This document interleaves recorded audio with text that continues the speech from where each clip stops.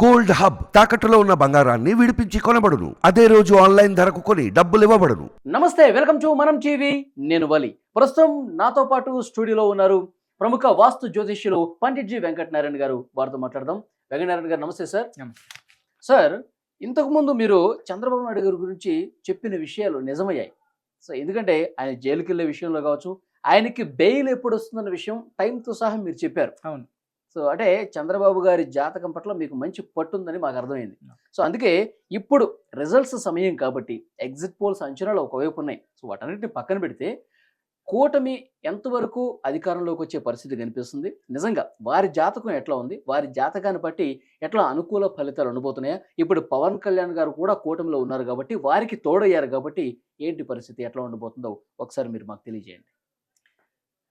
చంద్రబాబు నాయుడు గారి జాతకం ప్రకారంగా ఆయన వివరాలు నా దగ్గర లభించిన వివరాలు గతంలో దేని మీద బేస్ అయ్యి నేను చంద్రబాబు నాయుడు గారి యొక్క జాతకం విశ్లేషించాను. అదే కోణంలో ఇప్పుడు ప్రజెంట్ అనుకూలంగానే ఉంది. అంటే బాగా అనుకూలంగా లేకపోయినప్పటికీ అవతల జగన్మోహన్ రెడ్డి గారి యొక్క దశలో ఉన్న ఒక వీక్నెస్, ఆ దశ యొక్క చేసే చెడు ఈయనకి మంచిగా జరుగుతుంది. అది ఒక బలమైన కారణం చంద్రబాబు నాయుడు గారికి. చంద్రబాబు నాయుడు గారికి ప్రజెంట్ చెడేమి లేదు, కానీ మంచిగానే ఉంది. మంచి అత్యున్నతమైన మంచి ఏమి లేదు. ఇక పవన్ కళ్యాణ్ గారి దగ్గరికి వెళ్ళేటప్పటికి పవన్ కళ్యాణ్ గారికి మొన్న ఎలక్షన్ ముందు వరకు పీరియడ్ బాగాలేదు. ఎలక్షన్ ముందు వరకు బాగాలేదు. అంటే ఏ నెల వరకు బాగాలేదు? ఎలక్షన్ 13వ తారీఖు ముందు వరకు కూడా అంతగా బాగోలేదు. అంతర్దశ ఆయనకు యోగంగా లేదు. ఇప్పుడు 2 days నుంచి ఇంకా మంచి జరుగుతుంది. పీరియడ్ మారింది. అది సూక్ష్మదశ కూడా మేలు చేయడానికి టర్న్ అయింది పవన్ కళ్యాణ్ గారికి. నేను గతంలో చెప్పిన వీడియోలో కూడా చెప్పాను, టైట్ ఫైట్ నువ్వా నేనా అనేటువంటిది ఈజీ అంటున్నారు పబ్లిక్. అంత ఈజీ కాదు. ఎలక్షన్ కౌంటింగ్ ముందు నుంచే ధైర్యం వస్తుంది అని చెప్పాను. ఇప్పుడు బాగుంది అయింది. ఎవరిది? పవన్ కళ్యాణ్ గారు గెలుస్తారు. చంద్రబాబు నాయుడు గారికి కూడా ఇప్పుడు అనుకూలంగానే ఉంది, బాగా అనుకూలంగా లేకపోయినా. అదేవిధంగా ఇక బీజేపీకి వెళ్ళేటప్పటికల్లా, ఇది కూటమిలో ఉండేటప్పటికల్లా కూటమి బలం కూడా తోడవుతుంది. తోడవ్వాలి. ఈ కోణాల్లో ఆలోచిస్తే కూటమి ప్రభుత్వ ఏర్పాటు అనేది సత్యం. అంటే చంద్రబాబు నాయుడు గారి జాతక బలాన్ని బట్టి అనుకూలించే అంశాలు ఏం కనిపిస్తుంది మీకు? చంద్రబాబు నాయుడు గారికి మంచి మెజార్టీ వస్తుంది. ఓకే, మంచి మెజార్టీ వస్తుంది ఆంధ్ర రాష్ట్రంలో ప్రజెంట్ ఈ కూటమి బలానికి. కూటమి అధికారంలోకి వస్తాం అనేది మాత్రం పక్క. మళ్ళీ కూటమి అధికారంలోకి వస్తుంది. చంద్రబాబు నాయుడు గారికి జూలై నుంచి మళ్ళీ గోచార శని వక్రిస్తున్నాడు. జూలై 1st నుంచో జూన్ 29 నుంచో సుమారు జూలై నుంచి మళ్ళీ వక్రించినప్పుడు చంద్రబాబు నాయుడు గారి జాతకంలో కూడా వక్రించిన శని. ఎప్పుడు కూడా చంద్రబాబు నాయుడు గారికి ఎప్పుడైతే గోచారంలో వక్రించుద్దో శని అవయోగాన్ని ఇస్తూ ఉంటుంది. అంటే అనారోగ్యాన్ని ఇస్తుంది. జూలై తర్వాత అనారోగ్యాలను దారితీస్తానికి కొన్ని డిస్టర్బెన్సెస్ ఫేస్ చేస్తారు.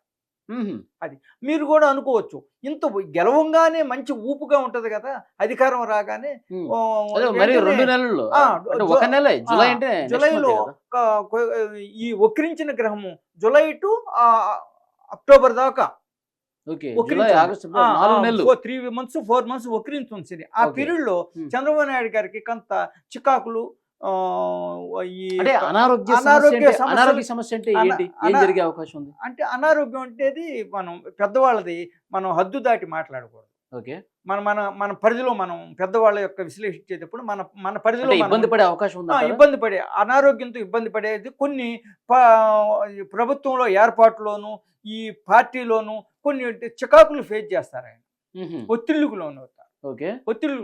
ఎందుకంటే కూటమి కదా అది. ఈ శని వక్రించేటప్పటికి ఆ విధంగా ఆ కోణంలో ఆయనకి కొద్దిగా ఇబ్బందులు ఉంటాయి. కొద్దిగా అనారోగ్యం అన్నారు కాబట్టి మేజర్ డిస్టర్బెన్స్ ఏమైనా ఉంటుందా? అంటే మేజర్ ప్రాబ్లమ్స్ ఏమైనా ఉంటాయా? మేజర్ ఏమి ఉండదు, అనారోగ్యాన్ని మాత్రం ఇస్తుంది.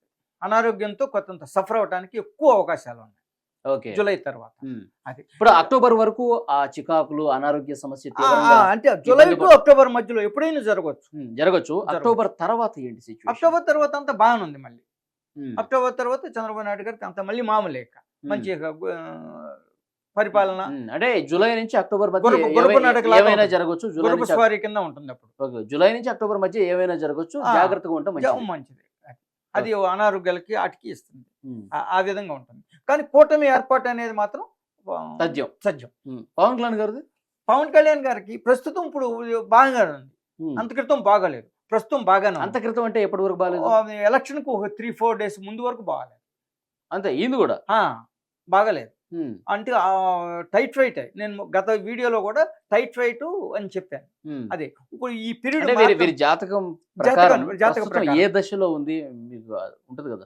ఉంది. అంటే వివరంగా చెప్పడానికి టైం ఎక్కువ అవుతుంది కాబట్టి అని షార్ట్ లో చెప్పేస్తాను మీద వివరణ ఇవ్వటానికి. చెప్పండి. అది పరిస్థితి వీళ్ళది. అధికారం అనేది తథ్యం. ఇక వ్యక్తిగతంగా వెళ్ళేటప్పటికి గతంలో నేను చెప్పాను, పెడ నియోజకవర్గంలో టీడీపీ గెలుస్తుందని, మచిలీపట్నానికి టీడీపీ గెలుస్తుందని, ఇట్లా కొన్ని. సో 21 స్థానాల్లో పోటీ చేస్తున్నారు జనసేన పార్టీ నుంచి. ఏంటి సార్ ఎట్లా ఉండబోతుంది? ఎక్కువ స్థానాలు మోస్ట్లీ రీచ్ అవుతుంది. ఎక్కువ స్థానాలు రీచ్ అయ్యి గెలుస్తారు. ఎక్కువ 21లో 21 గెలవచ్చా? అంటే అన్ని నా దగ్గర కొన్ని ఎగ్జిట్ పోల్స్ 21 గెలిచే ఛాన్స్ కూడా ఉంది. కొన్ని ఏమో 15 స్థానాలు తగ్గకుండా గెలుస్తారని చెప్పి అంటున్నారు. సో ఏ వాస్తవ పరిస్థితి ఏంటి? జాతకం ప్రకారం, వాస్తు ప్రకారం, మీకున్న నాలెడ్జ్ ప్రకారం విశ్లేషణ ఇప్పుడు ఎలక్షన్ విశ్లేషణ కింద నేను చెప్పట్లేదు, జాతక కోణంలో చెబుతున్నాను. ఎందుకంటే కొన్ని జాతకాలు నాకు లభ్యమైనవి, అది ఎక్కువ శాతం గెలుపుకే దారితీసినాయి. అంతవరకు చెప్పగలను. 100% ఎన్ని సీట్లు వస్తాయి అనేది మనం ఇన్వెస్టిగేషన్ కాదు కదా, జాతకాల మీద ఆధారపడి చెప్పటమే మేము. అంటే ఆయా నియోజకవర్గాల్లో నిలబడ్డ అభ్యర్థుల జాతకం చూడాలా. ఇద్దరు జాతకాలను చూసినప్పుడు కొంత ఎక్కువగా మనకి రిజల్ట్. ఏ ఇద్దరు అంటారు? నిలబడిన పార్టీ, రెండు పార్టీలో నిలబడిన వైసీపీ అభ్యర్థి, జనసేన అభ్యర్థి, లేదు టీడీపీ అభ్యర్థి, వైసీపీ అభ్యర్థి, ఇద్దరు జాతకాలను కంపేర్ చేసినప్పుడు నిజం ట్రూత్ వస్తుంది. అంటే వన్ సైడ్ చెప్పడం అనేది తప్పు, అది భావ్యం కూడా కాదు మనం. అది ఎక్కువ స్థానాలు గెలిచే అవకాశం. వీళ్ళ ఈ జాతకాలలో నాకు పవన్ కళ్యాణ్ గారి తరపున నిలబడిన జాతకాలు చాలా వచ్చినాయి. అందరికీ కూడా బాగున్నాయి. చాలా గెలవడానికి ఎక్కువ సీట్లు వస్తానికి అవకాశం. ఇప్పుడు చంద్రబాబు గారితో పవన్ కళ్యాణ్ కలిశారు, తర్వాత వీళ్ళిద్దరితో మళ్ళీ భారతీయ జనతా పార్టీ కలిసింది. ఇట్లా ముగ్గురు కలవటం వల్ల ఏ ఒక్కరికన్నా నెగిటివ్ అంటే మిగతా ఇద్దరి మీద పడే అవకాశం కూడా ఉంటుంది కదా. జ్యోతిష్యం ఏం చెప్తుంది? అంటే ఇక్కడ ఒకటి ఉంది. ఇక్కడ జ్యోతిష్ శాస్త్రం ముగ్గురు కలిసినప్పుడు చెడే కాదు, మంచి కూడా ఉంటుంది.